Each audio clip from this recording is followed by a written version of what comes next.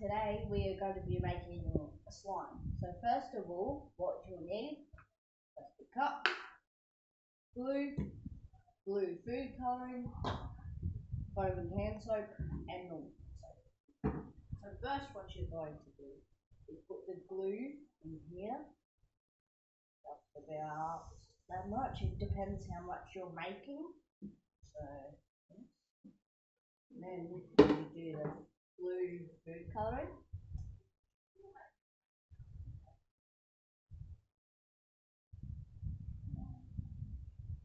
Okay. Now, I would put normally about 3 or 4 pumps in. Like that. And then what I want to do is a mix.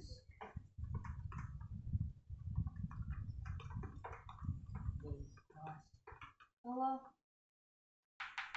You see it's already like that. I want the hand soap to go in.